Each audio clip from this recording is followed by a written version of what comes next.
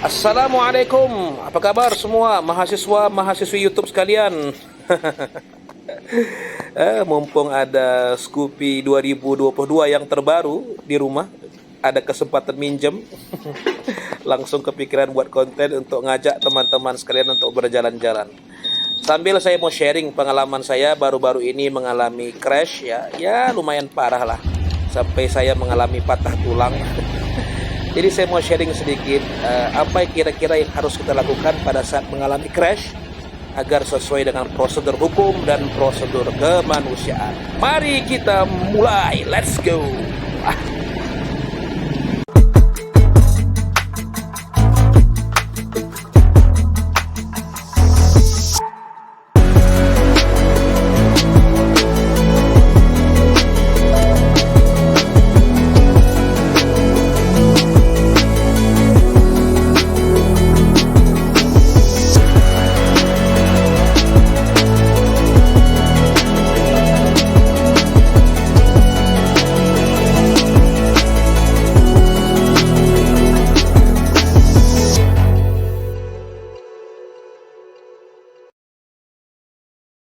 Oke, kita mulai dulu dari kisah saya mengalami crash sekitar 1 bulan yang lalu. Jadi kisahnya itu, kisahnya itu kayak mau menceritakan kisah-kisah masa lampau gitu ya. Jadi ceritanya itu, saya itu mau berangkat kerja dan melewati salah satu jalan di kota Medan yang ya lumayan padat lah. Nah, jadi jalanan itu sebenarnya gede, bisa dilewati oleh dua mobil ya. Dan ada jalur sebelah kiri itu untuk pengendara. Nah, jadi ceritanya sekitar 150 meter ke depan gitu, itu kondisinya sedang lampu hijau. Ya kan kita insting kita sebagai seorang biker kalau nampak lampu hijau ini kan gimana caranya kan supaya kita tidak terjebak lampu merah kan begitu. Jadi saya pengen cari celah untuk bisa motong, kira-kira begitu. Cuma mobil di depan saya itu lambatnya luar biasa, kura-kura saja kalah. Nah, dan harusnya kan kita potong dari sebelah kanan. Cuman di sebelah kanan itu saya nggak terlalu ingat lah, karena waktu itu saya tentu nggak terlalu perhatikan kali. Tapi yang jelas itu ada mobil angkot di sebelah kanan itu. Saya nggak tahu berapa biji mobil angkot situ berjejer. Berapa biji bah? Berapa buah mobil angkot berjejer di situ sehingga saya nggak bisa motong dari sebelah kanan. Nah, mobil saya yang di depan saya ini udahlah pelan, di depannya kosong, tapi pelannya luar biasa. Maka ya insting saya sebagai pengendara motor, dan saya rasa itu juga pastilah insting pengendara yang lain kan mirip-mirip lah itu. Saya cari celah dari sebelah kiri, ya kan? Pasti kalian gitu juga kan? Walaupun sebenarnya secara peraturan kita nggak boleh motong dari sebelah kiri kecuali dalam kondisi darurat. Nah, tapi ya begitulah rata-rata insting seorang biker atau pengendara motor. Maka saya pun coba lihat ada nggak celah di sebelah kiri, dengan memastikan 100% terlebih dahulu kalau mobil di depan saya itu tidak menghidupkan lampu sen. Itu udah saya pastikan guys. Saya pastikan karena saya punya trauma lah diserempet angkot yang tiba-tiba belok ke kiri kan. Saat penumpang bilang minggir bang gitu, itu nggak ada lampu sen, langsung minggir, kita di belakang itu bisa keserempet kan. Maka saya pastikan lampu sen mobil depan saya itu tidak hidup. Nah, begitu saya pastikan, saya pun lihat tidak ada lampu sen. Saya ambil posisi potong dari sebelah kiri. Saya melihat celah yang lumayan lebar, maka melihat celah, wop, kencang kali abang itu. Mau kemana ke bang? Mau BAB? mak, hilang bah. Wajah. Lari berapa dia itu? Jadi singkat cerita saya ambillah jalur sebelah kiri dan saya tancap gas gitu. Begitu saya tancap gas, nah disinilah ya peristiwa mengerikan itu dimulai.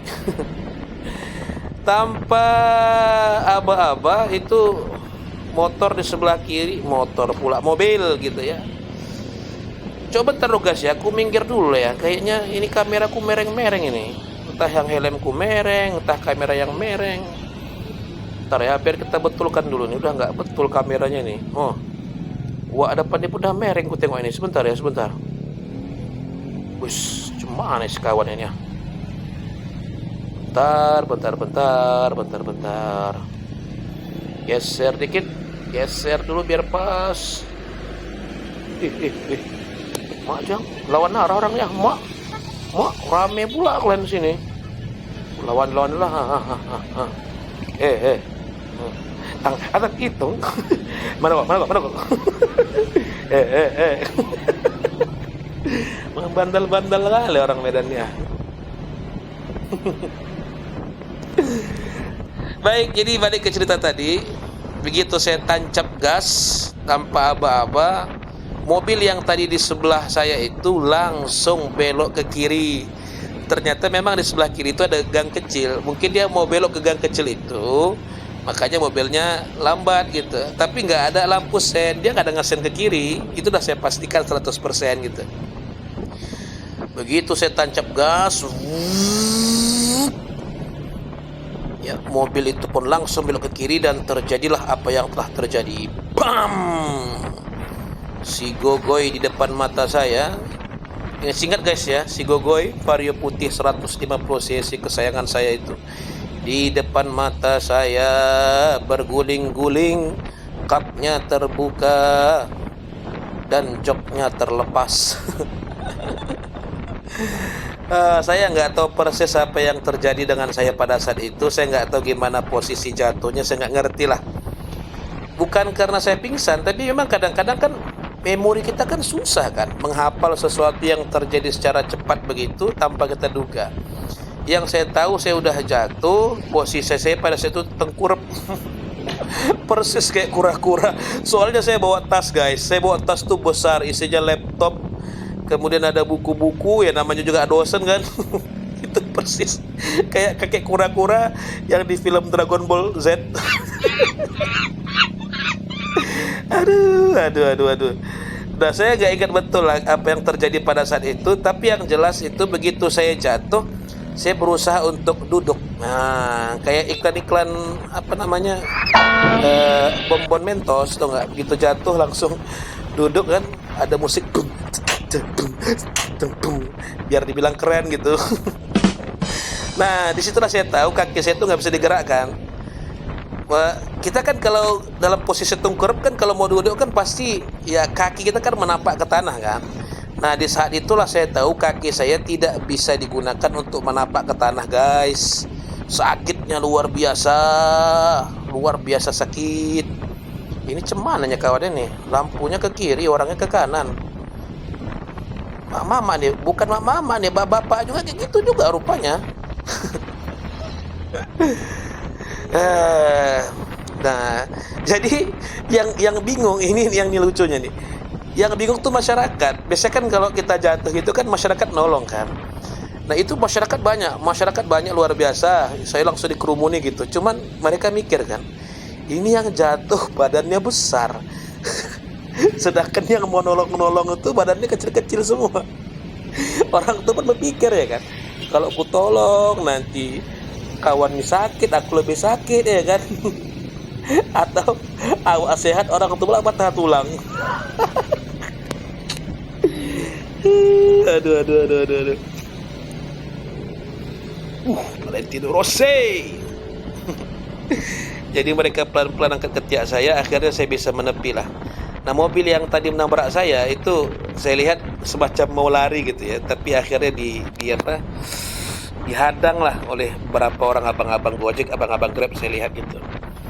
Dan begitu keluar pengendara mobilnya ternyata seorang perempuan, dan langsung masyarakat sekitar itu mengerubungi perempuan tersebut. Nah, jadi pada saat itu saya minta kepada masyarakat yang sekitar kan, Pak, udah Pak, nggak apa-apa, biar ini urusan saya dengan ibu ini aja gitu, saya bilang. Apa kata bapak-bapak di situ? Oh, nggak bisa gitu Pak. Wih, ngapain itu?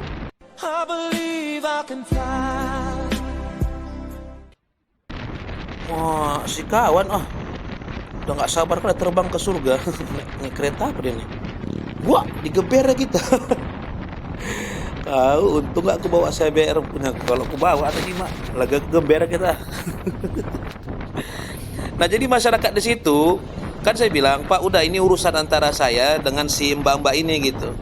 Tapi masyarakat nggak mau tahu karena masyarakat itu kayaknya punya prinsip ya. Kalau ini lagi, aduh, nggak pandai belok sekawan ini mungkin. Jadi begini, saya bilang sama bapak-bapak di situ kan, Pak, udahlah Pak, biar ini jadi urusan saya. Tapi mereka marah bilang, oh jangan gitu. Ini kayak manapun ceritanya mobil pasti salah gitu. Karena gini ya guys, memang masyarakat kita itu punya pandangan bahwa kalau terjadi crash antara motor, sebentar ya, ini kameraku kayak mana nih? Udahlah ya, kalian nikmati aja lah ya. Jadi masyarakat itu memang punya pandangan kalau terjadi crash antara motor dengan mobil itu mobil pasti salah, pasti disalahkan gitu. Padahal ya sebenarnya prinsip ini nggak betul juga kan. Jadi saya coba tenangkan bapak-bapak yang menghubungi saya. Jadi saya bilang, udah Pak, nggak apa-apa, ini biar jadi urusan saya dengan mbak-mbak ini gitu. Jadi alhamdulillah masyarakat saat itu mulai tenang dan saya langsung samperin mbak-mbak si pengendara mobil tadi. Nah tapi inilah yang masalahnya, di luar dugaan saya. Ini mbak-mbaknya justru nyalahkan saya, dia marah sama saya. Bentar. Ya, gas, iya, ayo Scoopy, kamu bisa. Jadi justru dia ngotot sama saya, dia bilang saya yang salah gitu. Jadi saya bilang, saya bilang, kebetulan mbaknya Cici. Saya bilang, jangan gitu dong, saya bilang. Saya ini motong ke kiri karena saya lihat Cici nggak ngidupin sen. Saya akui saya salah, saya bilang. Karena memang saya nggak boleh harusnya motong dari kiri kan. Tapi Cici juga nggak ngasih aba-aba. Kalau Cici ngasih aba-aba tadi, saya nggak akan mungkin belok kiri, karena sudah saya pastikan Cici nggak ngidupin lampu sen. Tapi guys, dia tetap ngotot guys, dia tetap ngotot. Memang insting orang kalau lagi crash itu dia berusaha untuk mempertahankan diri kan walau salah gitu. Harusnya jangan gitu. Akhirnya saya pun terpancing emosi, saya bilang jangan gitu Ci. Woi, ini pun belok nggak nengok-nengok juga dia nih. Atau dia nengok tapi jangan-jangan ini cici-cici itu juga. Jadi dia tetap ngotot kalau dia sudah hidupin lampu sen si cici-cicinya. Tapi untungnya ada mas-mas Gojek 2 orang datang jadi saksi kalau Cici itu baru ngidupin sen setelah kejadian. Jadi supaya bisa jadi alibi kan. Kalau dia tuh nabrak saya, kalau saya tuh yang nabrak dia, bukan dia yang nabrak saya gitu. Oke, jadi teman-teman sekalian, tentunya ini nggak bagus lah, ya nggak bagus. Jadi berdasarkan pengalaman saya ini, tunggu sebelum itu. Jadi setelah kejadian ini ya, akhirnya setelah berdialog panjang, dia juga masih ngotot gitu, tapi saya tetap bertahan pada prinsip, saya tetap bertahan pada prinsip saya kalau saya itu belok karena tidak melihat lampu sen. Akhirnya ya sudah damai-damai di tempat. Ya dia pun akhirnya pergi, cici-cicinya, saya pun pergi ya.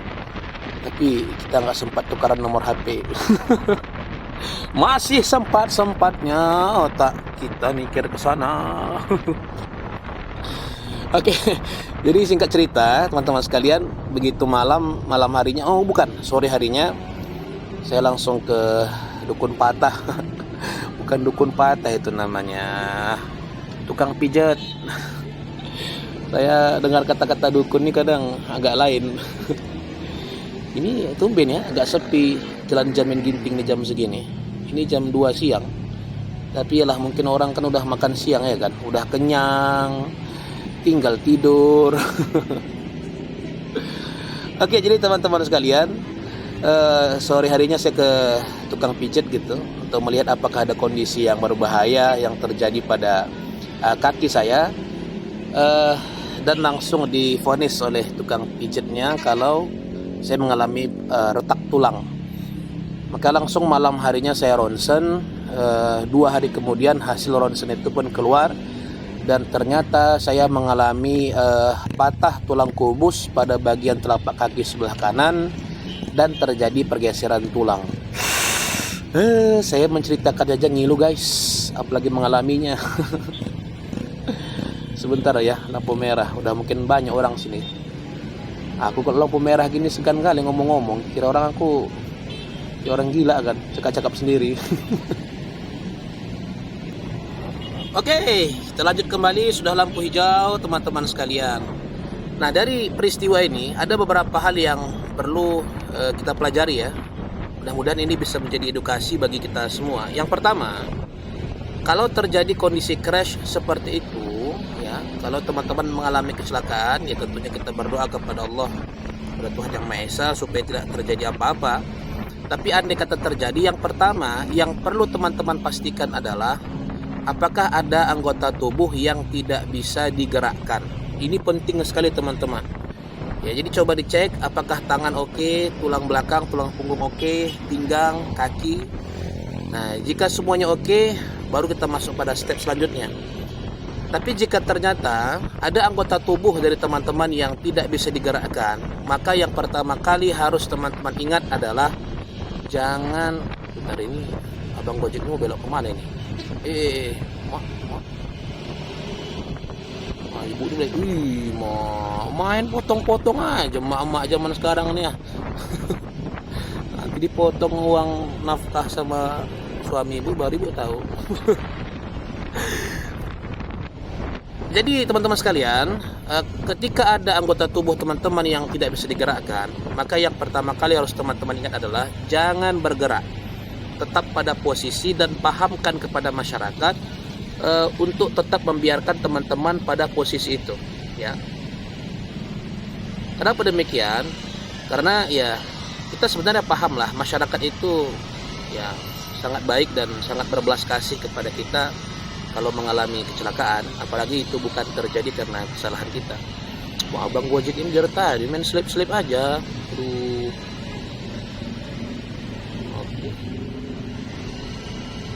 Aku kalau pala nanti aku ambil slop Eger satu tadi itu kan, murahnya 35.000, aku lempar ke sama abangnya. Lenteng lah guys ya, semua jalan dibabat ya. Nah, itu pastikan, pahamkan kepada masyarakat untuk tidak mengangkat teman-teman sekalian. Kan, woi,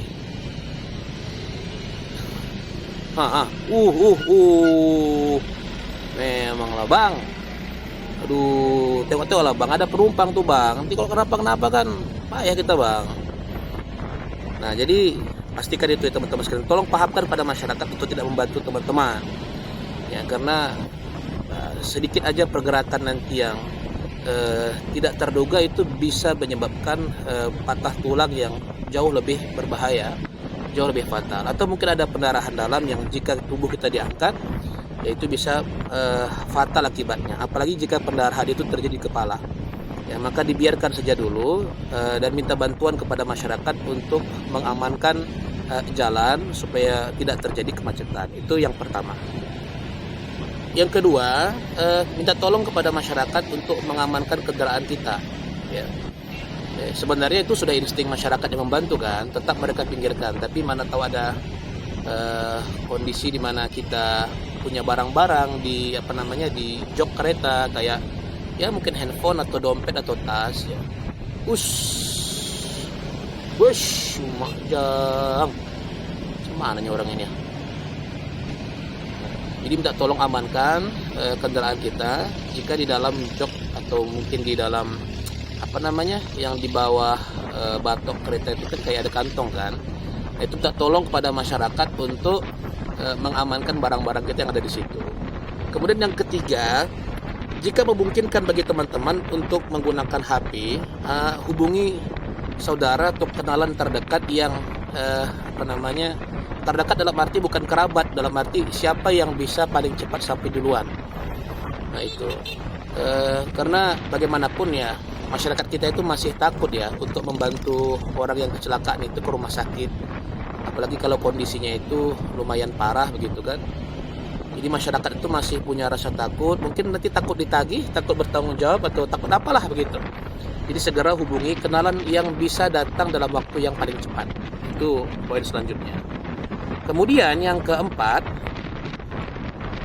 usahakan untuk menyelesaikan perkara tersebut langsung dua pihak, antara kita, baik kita sebagai pelaku atau korban ya, dengan pihak yang lain, entah dia itu pelaku entah dia korban. Ya, usahakan agar masyarakat itu tidak terlalu masuk campur dalam urusan tersebut, karena itu bisa membuat runyam masalah. Ya. Apalagi kalau misalnya kita menggunakan mobil ya. Paradigma masyarakat itu mobil itu selalu salah gitu. Ya, ini saya juga pernah mengalami hal itu. Sudah jelas-jelas mobil saya itu ditabrak dari arah sebelah kiri. Ya, jelas-jelas speed saya cuma 20 karena saya tahu itu ada simpang 4 kan, jadi saya pelan-pelan.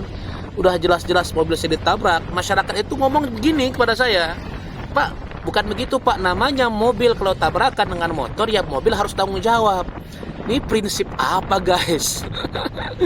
Makanya usahakan tenangkan masyarakat agar perkara itu diselesaikan oleh dua pihak saja, baik kita sebagai pelaku ataupun sebagai korban, begitu guys. Oke, baru yang kelima. Nah, jika ternyata memang kita yang bersalah, maka sebaiknya mengakulah bersalah, ya. Dan jangan keberatan untuk keluar uang untuk membantu korban, baik itu dalam biaya perbaikan atau restorasi motor atau kendaraan yang digunakan oleh korban, atau biaya pengobatan. Karena begini guys, syukur-syukur korban kita itu tidak meninggal dunia. Jadi anggap aja uang yang kita keluarkan itu semacam kompensasi nyawa lah. Ya beruntung dia nggak meninggal dunia gitu. Jadi ya namanya kalau walaupun berat gitu, tapi tetaplah berusaha. Ya mungkin pinjam uang dengan orang, atau kalau kita memang punya penghasilan yang berlebih ya dibayar gitu. Jadi itu jangan kita ngotot seakan-akan kita nggak salah. Ini insting semua orang biasanya memang begitu kan, membela diri. Tapi ini percaya ini nggak benar gitu. Kalau memang kita salah, maka gentleman lah, bertanggung jawab lah, ya, baik untuk membetulkan motor orang tersebut ataupun untuk membiayai pengobatannya. Karena ini anggap aja sebagai kompensasi nyawa. Ya kalau sempat nyawa yang melayang, yang hilang gara-gara kita itu kan lebih fatal akibatnya kan. Oke. Kemudian kalau ternyata dalam kasus ini kita adalah korban, maka ya kita berhak untuk meminta pertanggungjawaban. Baik itu pertanggungjawaban untuk kendaraan kita yang rusak, ataupun mungkin kalau kita butuh biaya untuk perobatan. Tapi ingat guys, meminta pertanggungjawaban itu adalah secukupnya. Jangan pula kondisi kita sebagai korban membuat kita itu bernafsu untuk menekan pelaku. Akhirnya kita dengan segala upaya meminta sesuatu, meminta imbalan. Bentar, ini kok nggak pas sekali berhenti waktu tadi. Jadi jangan minta imbalan, jangan minta bayaran lebih dari apa yang kita butuhkan. Jadi jangan ambil kesempatan dalam kesempitan itu, kasihan kan. Karena kalau posisi kita dibalik, mak jang, ada robot nih guys. Wah, di Medan ada apa namanya yang robot-robot yang dari mobil tuh? Alah, kok lupa pula, Transformer. Padahal kita nonton juga Optimus Prime itu lah, bukan nggak nonton kita. Oke, jadi jangan ambil kesempatan dalam kesempitan. Oke, poin terakhir. Apabila tidak ditemukan jalan keluar, ya, dalam dialog tersebut, intinya buntu lah. Ya, nggak ada pihak yang mau mengalah, kita ngotot, dia juga ngotot benar gitu kan. Nah, maka di sini barulah kita libatkan pihak berwajib. Jadi jangan sampai adu jotos di jalan gitu. Apalagi nih, mentang-mentang motovlogger ya kan, sengaja biar adu jotos. Biasanya cepat viral tuh. sampai ada setting biar ada jotos cepat viral. Nggak usah lah yang gitu-gitu guys, kita yang lurus-lurus saja ya kan. Oke lah, terima kasih atas segala perhatiannya. Kemana nya kalian ini? Oke, terima kasih lah atas seluruh perhatiannya yang sudah nonton sampai menit keberapa pun aku nggak tahu ini guys. Tapi aku doakan kalian semoga sehat selalu, panjang umur, diberikan rezeki yang melimpah ruah lagi berkah. Mudah-mudahan kalian semua dijauhkan oleh Allah, Tuhan yang Maha Kuasa, dari segala hal-hal yang buruk selama dalam perjalanan. Jangan lupa untuk like, share, dan subscribe ya, agar channel ini terus berkembang dan bisa memberikan banyak informasi yang bermanfaat. Sekian, terima kasih. Assalamualaikum warahmatullahi wabarakatuh.